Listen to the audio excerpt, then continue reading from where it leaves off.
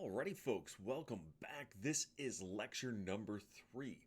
So today what we're going to be doing, well, it's going to be lecture number 3, we'll say part A, because what we're going to be doing is finishing up lesson number 1, which is not going to take us the entire time.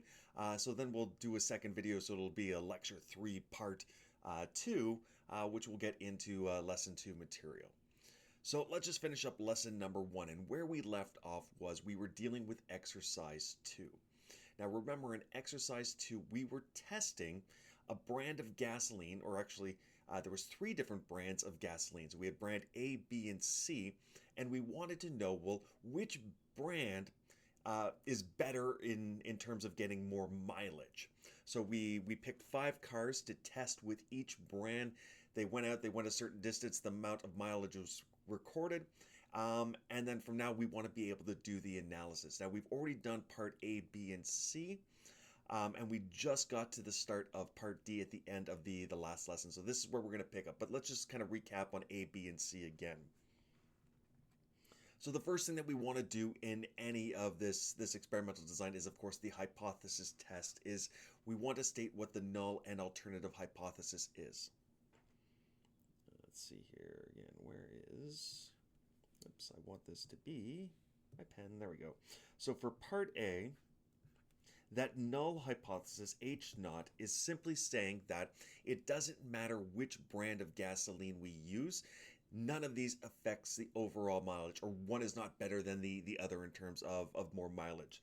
So we're saying that the population average, mu sub A, for brand A is equal to the average for B, which is equal to the average of C. So again, no difference between them. Now this is versus the alternative, which is at least one differs.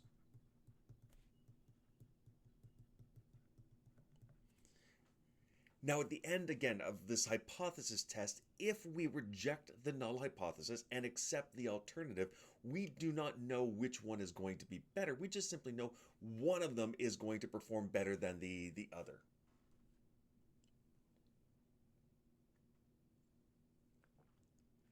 Now, of course, again, we've assigned 5 cars to each brand of gasoline. We've executed the experiment. We've collected the data. So now for part B, we can simply say, well, what is the sample or the experiment average and standard deviation? So for part B, and again, we did this inside of R, we're looking for X bar sub A and S of A, X bar sub B, S of B, and we'll go over here, X bar sub C, S of C.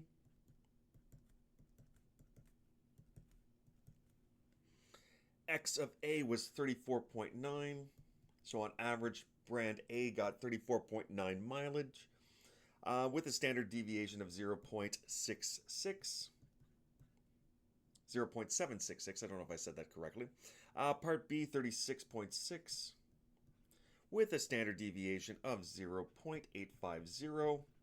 And lastly, for C, 34 is the average, so 34.0 and 0.835.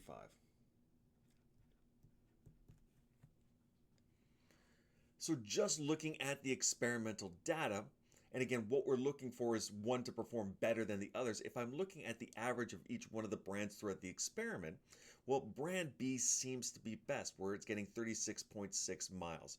Now, again, we may want to jump to that conclusion saying that is the best one, but remember, we're answering basically the 2 questions here, or we're trying to determine which of the 2 questions is correct. One of the possibilities of getting this is the fact that we just took a sample of this. And it just might be because of that sample, we are seeing a difference between the 2. Or is there statistically enough evidence to say, yeah, you know what? We are 95% confident that brand B will be the better brand. We're getting more mileage out of there. So that's what we're trying to answer based upon this hypothesis test. Was it just this random sample that we took that allowed there to be this difference when in fact the null hypothesis is true, there is no difference between them? Or statistically there is a difference and it just so happens to be that brand B might be the best one overall? Part C, is it reasonable to assume the the third assumption in the assumptions that have to be met for this to work, which is the constant variance. So again, this is where we could look at that standard deviation of the experiment. So we just look at what is the smallest standard deviation. So that looks like the 0.766. If we take 2 times the smallest and it's greater than the largest, where the largest here is 0.850, and in fact it is going to be, then we can assume that constant variance is the, or at least that condition has in fact been met. And again, we've already done this. All right, part D, now we want to compute the ANOVA table. Now, we're not going to do all of these calculations by hand, so we're not going to find the sum of squares for the treatment. We're not going to find the sum of squares for the error. R is going to do all of this for us. So let's jump back to R here as soon as I get a little bit of coffee, and then we'll do those, we'll generate that ANOVA table. And again, you're never going to have to do this by hand. The reason I showed you the formula is really for completeness of all of this, so you see where these things are coming from, but we're never actually going to have to compute these things by hand. All right, let's jump over to R. Here we go. So now, in terms of the code, if you were following along playing the home game here, we're on line 50. So we want to run the analysis of variance. And again, remember when I was talking about this, we have certain functions that we're going to call. There's some inputs. We've seen those already. Some inputs can in fact be a formula. And when we're talking about doing the ANOVA table, we're going to input a formula, which is just simply saying how is the response variable, in this case, the mileage, how is that related to our factors?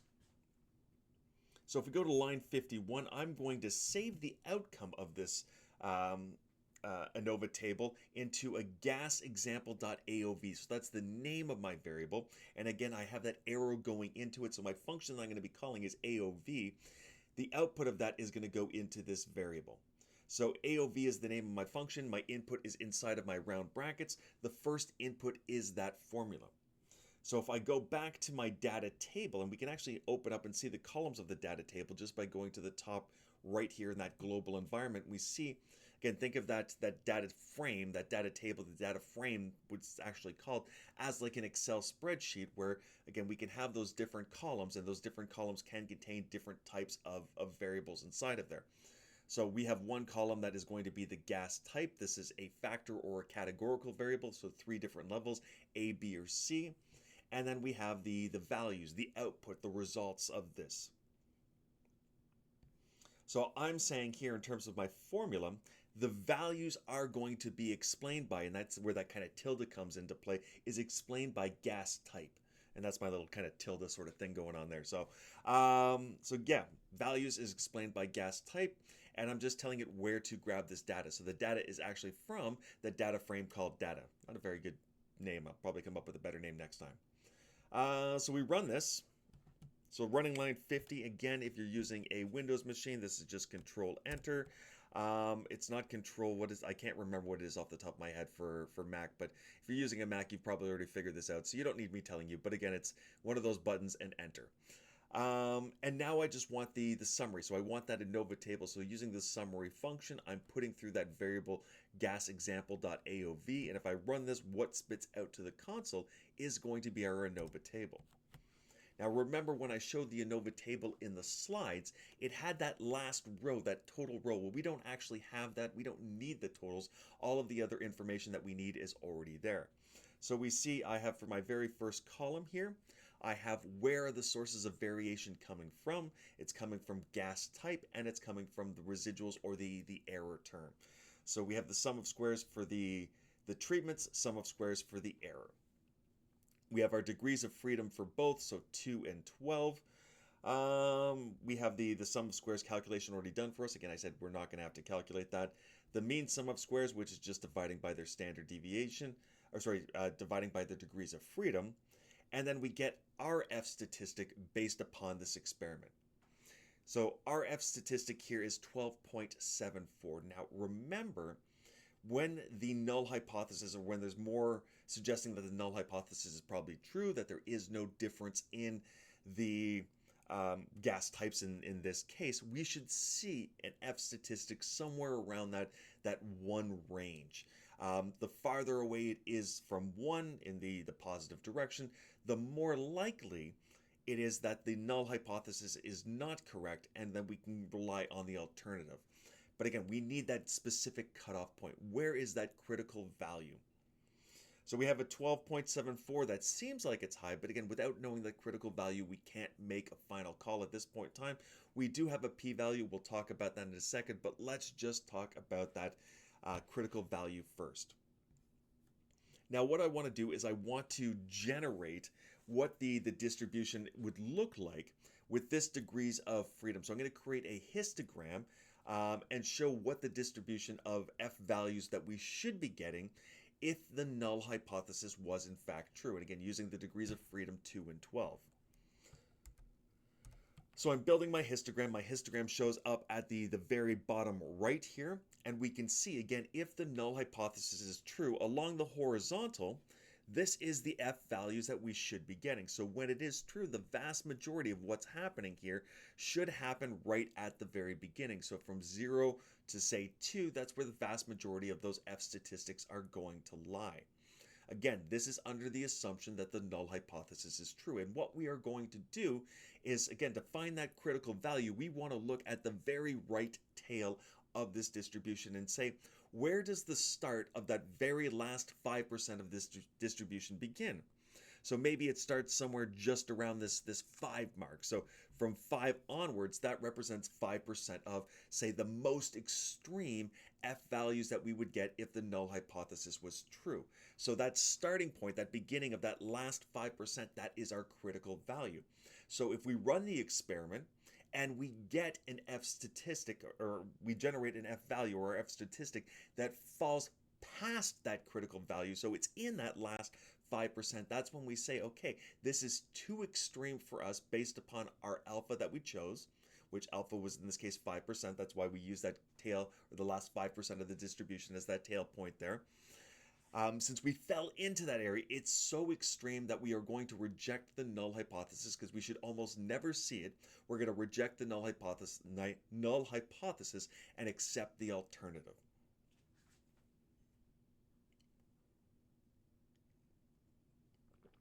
Now, of course, this is where the potential of a type 1 error can come into play, because it is possible, though highly unlikely, it is possible that we ran the experiment and it just so happens that was one of the extreme values that we are going to get.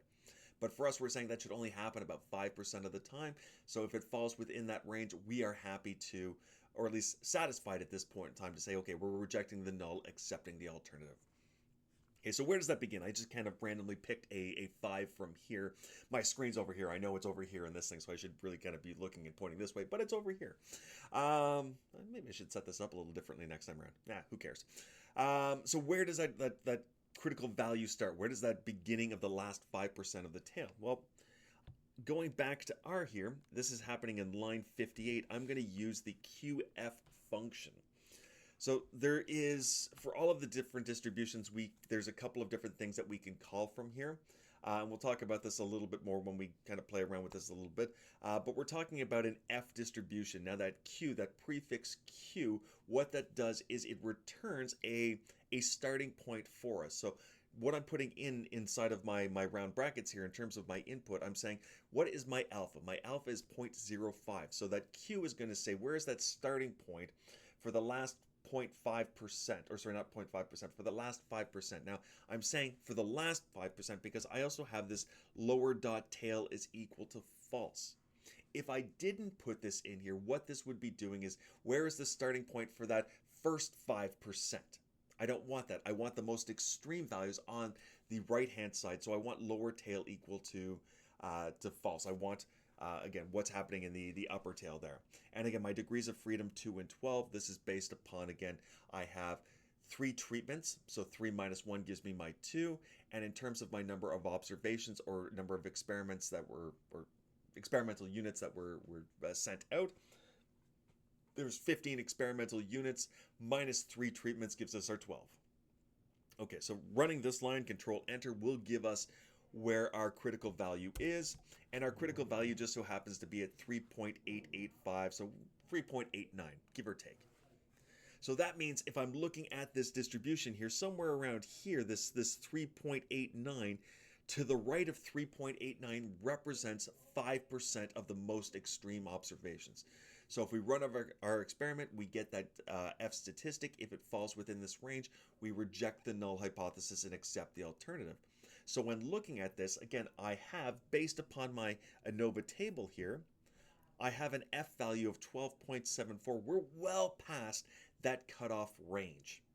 And actually, what does 12.74 represent? Well, if I look at my p-value is 0.00108 or 0.108%. That means from that specific value, that 12.74, to the right of that, in terms of the distribution, is 0.1% or 0.11% rounded up. So again, when I'm talking about the critical value and 5% to the right of this is this value and 0.1%. So it's really at the extreme end of the tail. So based upon this, based upon two different kind of observations here, one is, again, the critical value. We're past that critical value, so we're going to reject the null hypothesis, accept the alternative. But we're also using the p-value, and the p-value, that probability is less than the 5%, so it's less than our alpha. We reject the null hypothesis. It doesn't matter which one you use. Well, I shouldn't say that. If it comes to an assignment or if it comes to an exam and I'm saying use the critical value or use the p-value, it is specific as to which one I want you to use. But otherwise, it's dealer's choice. And both are going to get you exactly the same outcome at the end of the day. So if you are past the critical value, your p-value will always be smaller, just because that's how those two things are related. All right, so compute the ANOVA table. We've done that. That's printed out here. And part E, actually, we've already done that. I've kind of jumped ahead. Sorry, I should have said that. Part E, we want to make that final call here. So let me just switch back to the other screen. Where did I put my mouse? Here we go, other screen. And let's go somewhere along the lines of, I want to erase some of this, actually. Where's my pen? Eraser. There we go. Let's erase this stuff. Scratchy, scratchy. Probably a better way of doing this, or maybe I can add in a different screen next time. Who knows? All right, so there we go. Let's go back to my pen. Perfect. So this is part E, because we've already done part D. Part D was just generating the table. So now we want to make that final decision at 5% significance. So what we're going to state here, since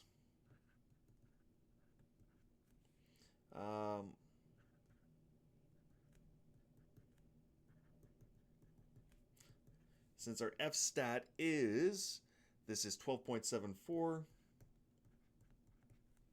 which is greater than 3.8, we'll say rounded up, 3.89, which is the critical value.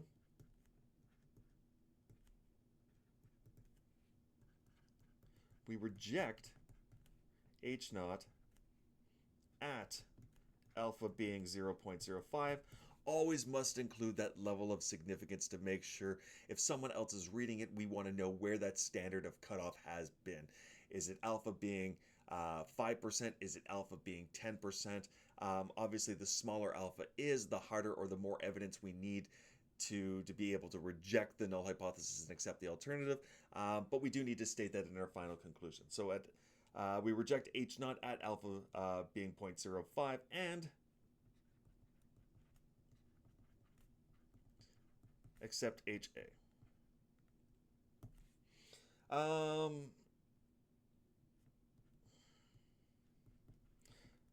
Thus,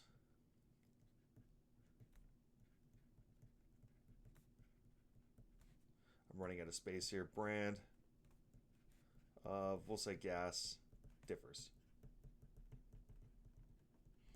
I'm just writing this quickly because there's not a lot of space here, but you can kind of fill that out a little bit nicer than what I have. But that's the general idea. We want to be able to state, okay, we've ran the hypothesis test. This is our F statistic. This is our critical value. Based upon these things, what do? We reject the null hypothesis based at a specific alpha and accept the alternative. And what does that mean? In our case, from this example, it means at least one of the brands of gasoline differs when it affects the mileage of the car. There we go. So that's a more complete answer. If I had more space, I would write that in there. Fortunately, I don't have more space because I didn't design this well enough or think about this in advance. So I'm telling you verbally right now. It's recorded. You can go back to it. But those are the things that we're looking for. Just kind of relate everything back together in the end. All right, so that's part A through E already done. So what have we concluded at this point in time? We've concluded that in terms of brand A, B, and C, at least one of them is better in terms of affecting the mileage of the car that's being driven. All right, so once we've come to this point, well, let's actually stop for a second. Let's suppose our F statistic that we had was less than our critical value. So what that means, it's not in that most extreme last alpha percent of the distribution. It was actually to the left of that, which means this is in the area that we would accept as being, okay, well, we should expect to see this happen here. So if that's in the acceptable range, we don't reject the null hypothesis. So we fail to reject the null hypothesis. It doesn't necessarily mean that it's not true. It just we don't have enough evidence to be able to reject it and accept the alternative. So that's why we don't say we accept the alternative, or sorry, we don't say we accept the null hypothesis. It's we fail to reject the null hypothesis. So if we fail to reject the null hypothesis, what that means for us is we're done at this point in time. There's nothing else for us to do because we don't have enough evidence to suggest that one of the brands of gasoline is in fact better than the other. So there's no more calculations or analysis that needs to be done. But on the other hand, what we just had happen was we did reject the null hypothesis. We accepted the alternative saying that at least one differs. Now what we want to do is we want to be able to answer the question, well, which one? Which brand? Can we say which brand of gasoline is going to be better? Now, again, just a quick thought based upon the data that we have. It's kind of looking like brand B is going to be the best. Is that going to be the case? Well, let's go through the analysis here. And then what can we say about the other two? Is there a second best, third best, so on and so forth? Well, there's only 3 bands, so it can be first, second, or third is the order that we have it in. But can we say something in regards to the other two? All right, so let's switching up screens here. Here we go. So how do we do this? What we need to do is we need to compute a pairwise comparison. So we're going to group things together, group the treatments together in terms of 2, and we're going to calculate, well, what's the difference between these 2 things? So with the 3 different brands, I have to look at A and B, A and C and A. Now, it doesn't matter which order I put them in. If I do A and B or B and A, the results are still going to be exactly the same. So how many different combinations do we have from those 3 different treatments that we have? So that's our 3 choose 2, which is going to give us our 3 in the end. All right, so just a couple of things to quickly note here. So if we fail, and that's kind of what we say, if we fail to reject the null hypothesis, so H naught, then we can conclude that there is no significant difference between the treatment means at the chosen significance level. So we do not have enough evidence to support that there is in fact a difference between them. We failed to reject that null hypothesis. Now, on the other hand, if we reject the null hypothesis and accept the alternative, then we conclude that there is at least one, that's the key part here, one treatment mean that is different at the chosen significance level. So we should be able to predict a winner out of all of this because one is clearly different than all the others. That doesn't guarantee us that we can say something in terms of all of them together. It just might be that we just get that one thing, and we'll look at that in a little bit of detail as when we can say something and when we can't say something. So in the latter case, we wish to identify the nature of the differences between the treatment means. To do this, we conduct an analysis using pairwise comparison of treatment means. Now, we've done this in the very first stats course. So again, if that's 2601 or the 2507, we've seen this. We've looked at 2 different populations means, and we've asked, well, what is the difference between these 2? And we've built a confidence interval. There we go. I was thinking hypothesis. That's not the right one. We just did the hypothesis. We build a confidence interval to tell us, well, where is the true difference between these 2 things? Where does it lie? But we can't calculate that difference in exactly the same way. And there is a reason why, and I'll get to that in just a second here.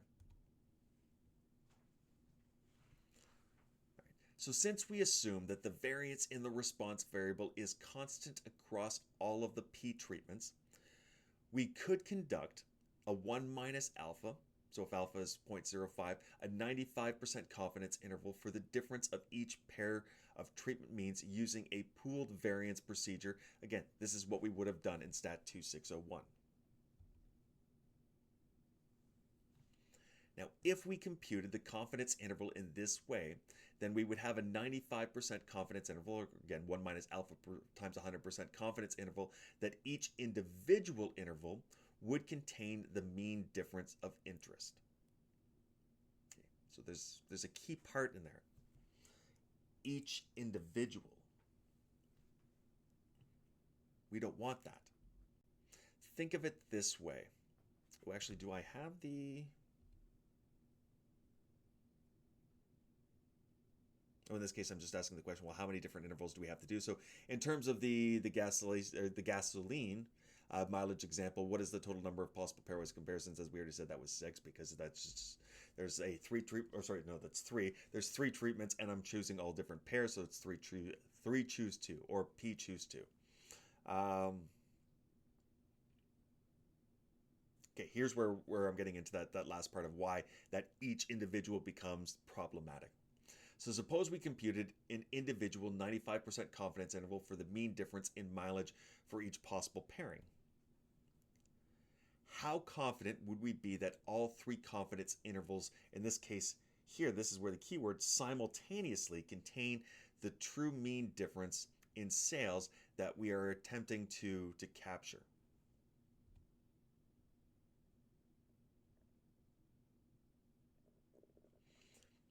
Before I get into the question part here, and going back to our very first stats course, when we started talking about probability. So let's use an example here before I get into this.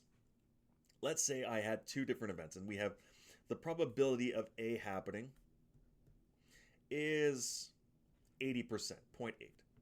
And the probability of B happening is 50%.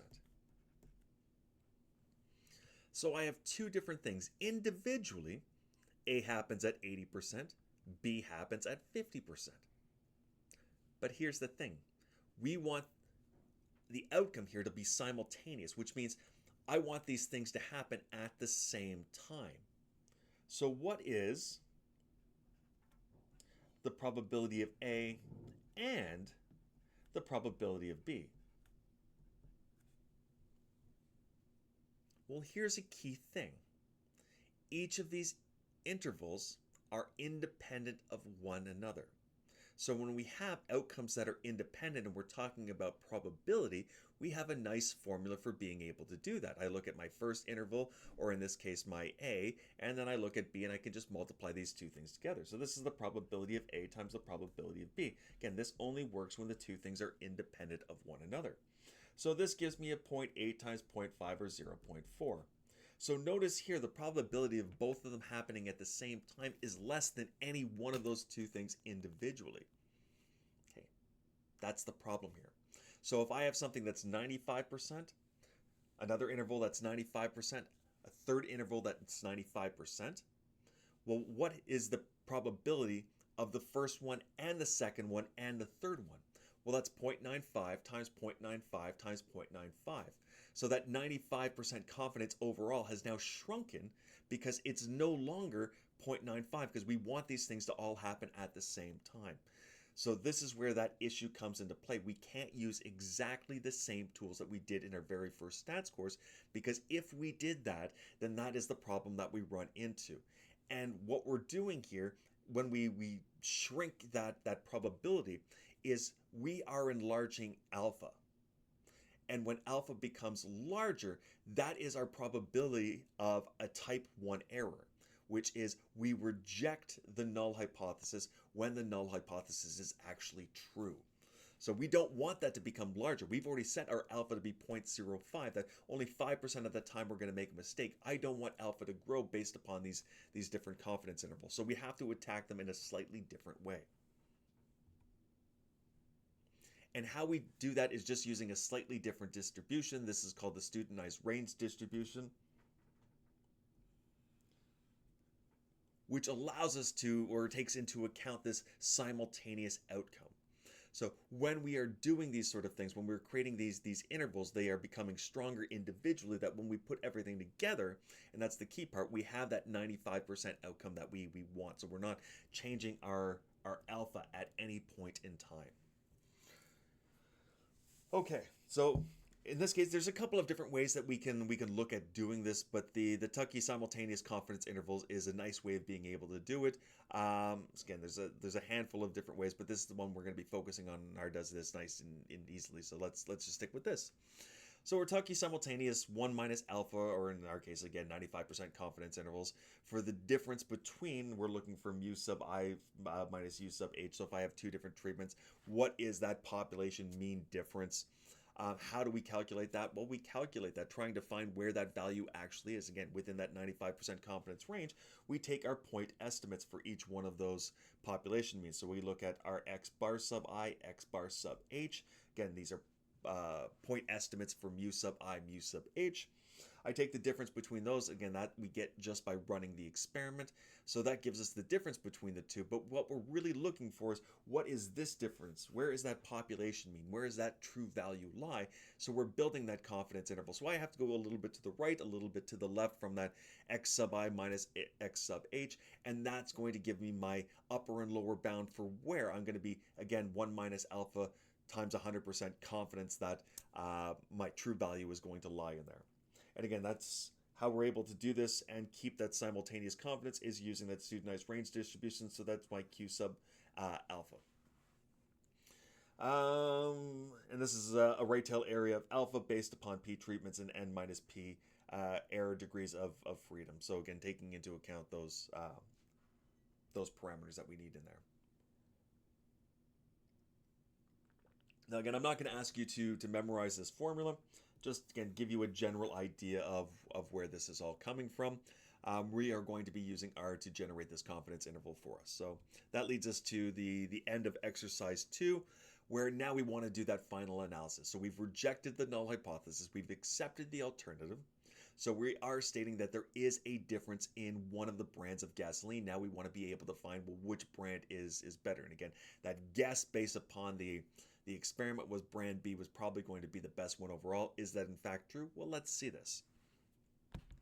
So for the end of exercise 2, what we want to do is compute all possible Tukey simultaneous 95% confidence intervals to compare the mean mileage for each possible pair. We want to interpret the results, the resulting intervals as a group. So what basically I'm saying is we want to go through line by line to give an outcome for each one of these. So let's jump back to R and let's generate this outcome here. And to be able to do that, we get to line 62, which is going to be our very last line of code that we need. The function that we are going to be calling is just Tukey HSD. Our input is the variable name, that gas example.aov that we created, that ANOVA table that's inside of there. Now, one thing I haven't talked about is, again, these kind of inputs. If you're unsure what input you are needing to put into a function, there are help functions that you can call them. We can call them in two different ways. So let me actually go down to the console here. And again, console is used where I can input simple commands and I can test things out. This is a good place for this. So I can just use the help function, and inside the help function, what I'm going to do is I'm going to put the name of the function that I'm going to call. Tukey HSD. And let's run this. And you'll notice at the bottom right where the graph was before, it's now switched. It's no longer plots. It's now gone to help.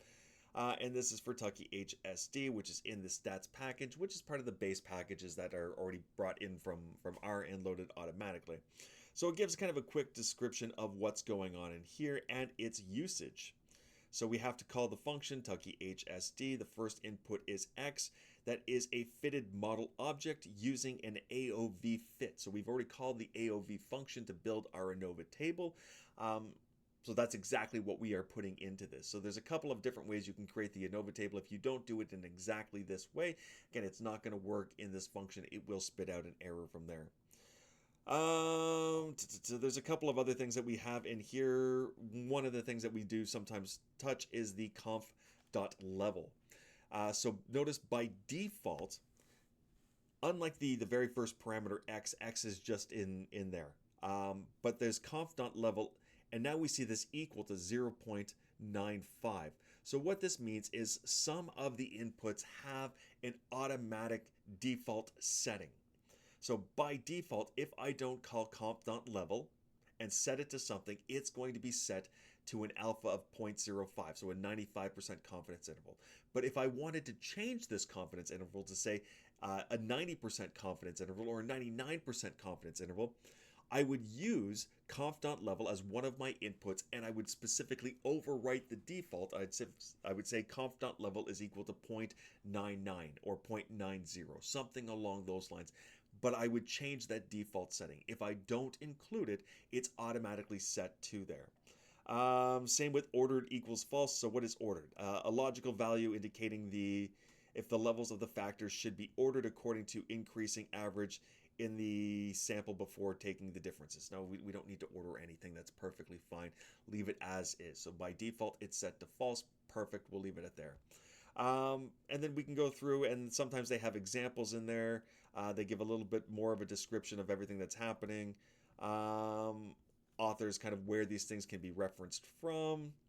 And yeah, here's an example of it right at the very bottom. So there's a lot in these help files. So I said that's one way to call it. We use the help function, or I can simply just do question mark Tucky HSD. Oops, HSD, enter. Whoops. Did I spell this correctly?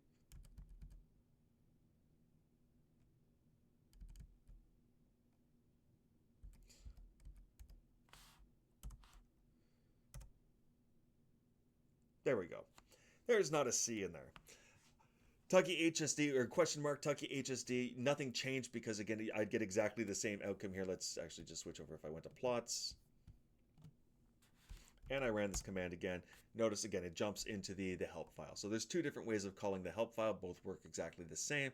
So there we go. If you ever need help with any of these things as to what types of inputs you could put into there and you're unsure, just use the help file that comes with it. Okay, so let's run this. We don't have to change anything in terms of the confidence level because it's already set to an alpha being 0.05 or 95% confidence. So I just need to run this last line here. All right, so this is my table that spits out, and we'll go through this line by line. All right, so the first line is B minus A, or that first column is B minus A. This is the way we want to be able to think about this. If we replace A with B, so if we replace treatment A with treatment B, so in this case, if we replace brand A of gasoline with brand B of gasoline, well, what's the difference? And the difference is the difference in the averages. So on average, we get 1.64 more miles. Okay, but again, that is based upon the experiment. Where's the true difference lie? Because there is a true population parameter, there's a true average for A, there's a true average for B. What is the difference between those two averages? Again, we don't know what they are, but we can build a confidence interval that gives us an idea, a lower and upper bound, where it might belong. So the lower bound is 0.2599123, the upper bound is 3.0200877. Okay. Something to note here. Both of those numbers are positive. So the lower bound is positive, the upper bound is positive. That is key. That means the true difference between the two is going to lie somewhere in the range of a positive number. So that means if we replace A with B, we are 95% confident that the true difference is going to lie somewhere in there. That it's always going to be better to replace A with B, because if we replace A with B, the difference is always going to be positive. So we're always going to get more mileage out of there. Now this is going to be different. Let's look at the next line, A minus C. So if I replace brand A with brand C, I do have a difference of 0.94. So I'm going less mileage. That's bad. So if I'm replacing brand A with brand C, it looks like from there I would be doing worse overall. So I get less mileage with C than I would from A. But let's look at that confidence interval. So my lower bound is negative 2.3200877. My upper bound is 0.4400877. One of them positive, one of them negative, one of them positive. That means that interval contains 0. So it is possible that the true difference, the true population difference between these two things is in fact 0. So when that interval crosses, so one goes from positive to negative or negative to positive, once there is a zero in the interval, we can't say anything about it, because it is true that there is a difference based upon the experiment that we ran. Based upon the experiment, there is a difference of negative 0.94, but where does that true population parameter lie? It could be 0. So the first one, b minus a, we were able to say something because the lower and upper were both positive. So same sign, we can say something. Different signs, we can't say anything. So in this case, C minus A, we can't conclude that there is any significant difference between brand A and brand C. That's it, that's all. We cannot conclude any significant difference. There is a difference based upon the experiment, but not statistically different in terms of a 95% confidence interval. All right, last but not least, C minus B. So if we replace brand B with brand C, we get a difference of negative 2.58.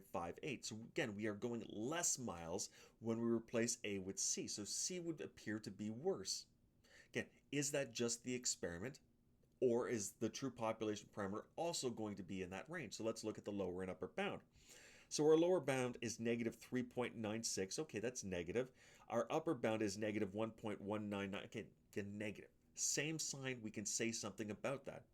So since the lower and upper are both negative, the true population parameter is going to be negative, which means if we replace B with C, we are 95% confident that the true difference between the two will in fact be negative. So we are going to be worse by replacing B with C.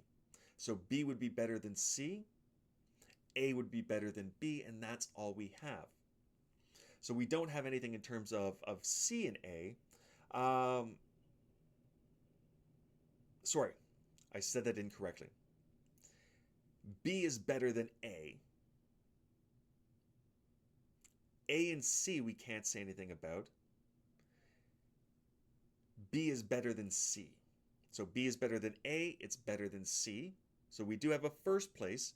And again, we were able to guess that first place based upon the experiment in itself. So we have a first place. That first place is B. But then do I want to, or am I able to compare A and C, that second and third place? In this case, there doesn't appear to be any statistical difference between those two. So in terms of efficiency in gasoline, A and C are acting almost identical, at least in this regards.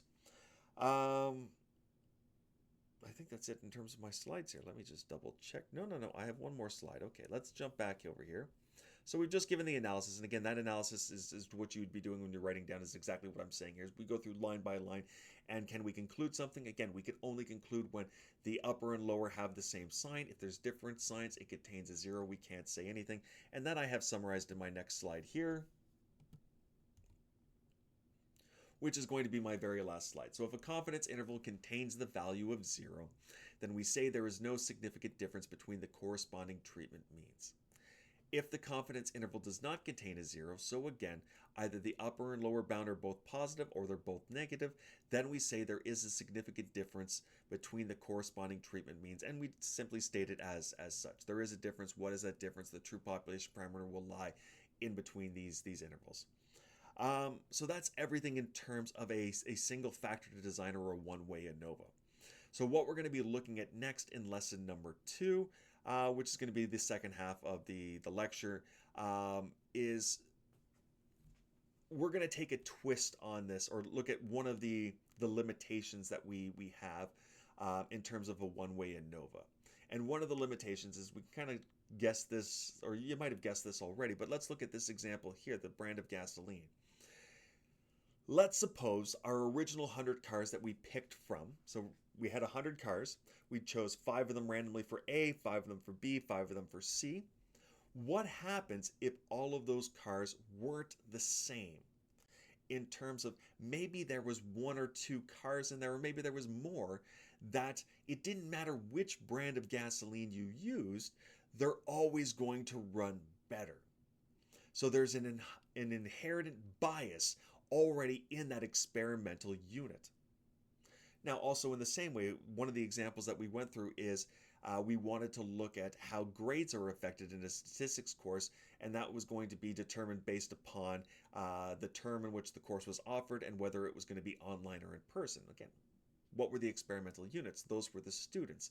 Maybe it didn't matter if the course was online or in person. Maybe a student was going to be exceptional in both. Or maybe by default there was a student who was great in online, horrible in person, and just go happen to be assigned to the online class, and they were going to excel in that regardless. Um, these are the types of things. When we don't take a group of experimental units that all have basically the same inherent qualities, we add bias or we add variance inside of our experiment. And how do we control for that? How do we know that that does in fact exist? And that's the first question that we're going to be answering when we get into lesson number 2. And the second part of that is, well, what happens when we have more than one factor? So we're going to be looking at 2 factors, a two-way ANOVA. So that's it. That's all for lesson number 1. Thank you for sticking around. And if you made it this far in the video, this is the same thing I do all the time. Please send me an email. If you've gotten to this point, please send me an email and go, hey, you know what? I got here. I watched this. Because there's a lot of effort that goes into this, the editing, the creation of all of this. I'm talking to a wall at this point in time, so there's some level of connection that we have here. So if you've gotten to this point, just send me an email going, hey, we made it to this point. Let's keep going. Awesome. That's it. That's all for today for part A. We'll see you back here for part B very soon. Take care.